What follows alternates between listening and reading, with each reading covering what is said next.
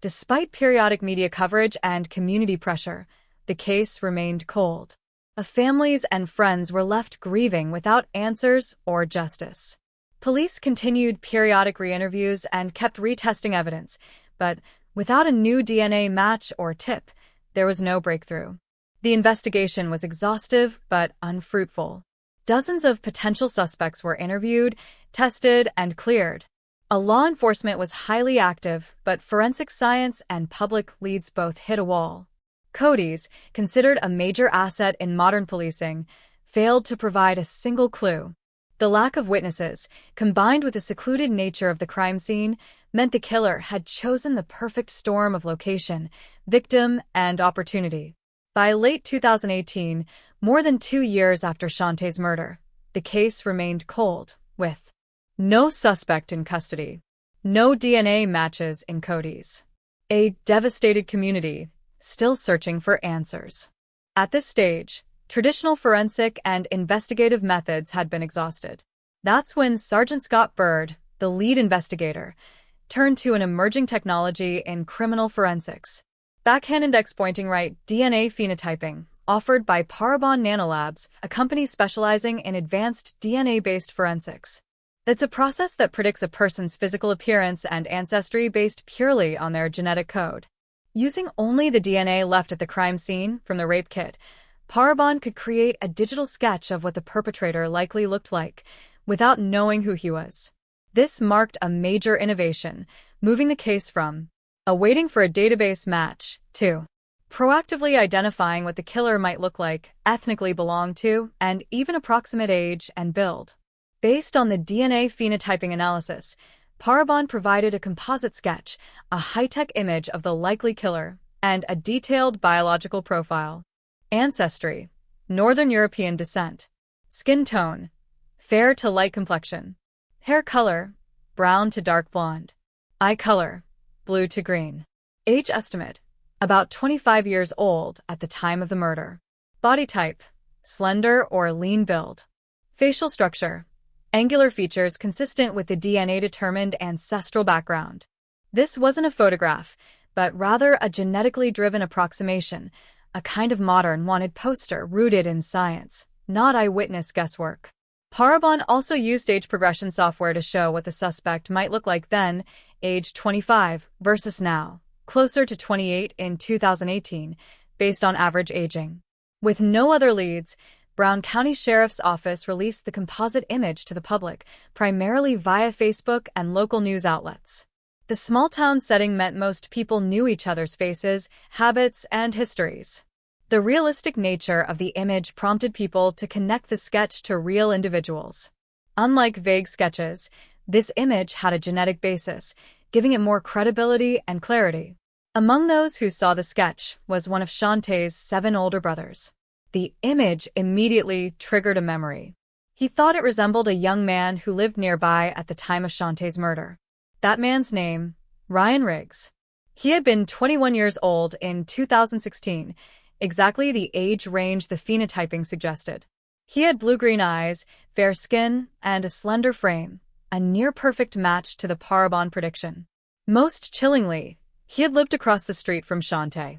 Once Ryan Riggs became a person of interest, law enforcement approached him. Initially, Riggs minimized his relationship with Chante, claiming little to no interaction. Acted calm and cooperative, enough to avoid immediate arrest. Did not initially confess, which delayed law enforcement's ability to detain him. But 2 months later, in November 2018, the situation shifted in a dramatic and unexpected way. Riggs returned to his former church, the same one Chante had attended, and sought out Pastor Ron Kenner. In an emotional moment, Riggs said to him, "I'm a killer. I got rid of Chante Blankenship." This spontaneous confession to a trusted religious figure served as a turning point. It was not coerced, not prompted by interrogation, completely voluntary. Realizing the weight of his words and perhaps seeking redemption, Riggs soon turned himself in, accompanied by his parents.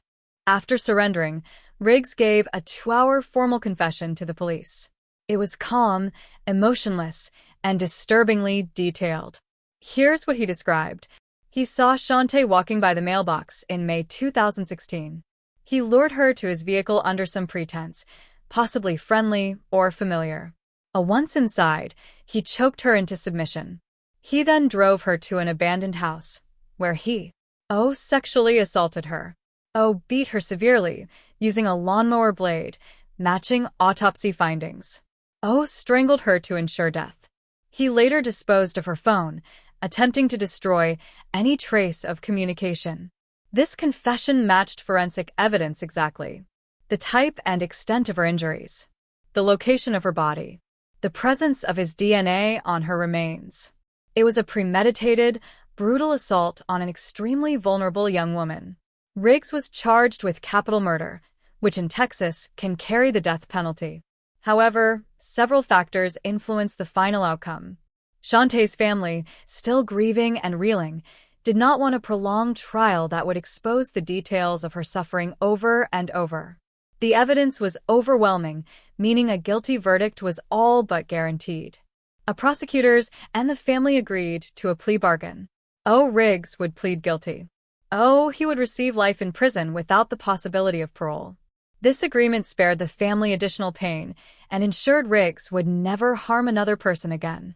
The plea deal was finalized on February 15, 2019.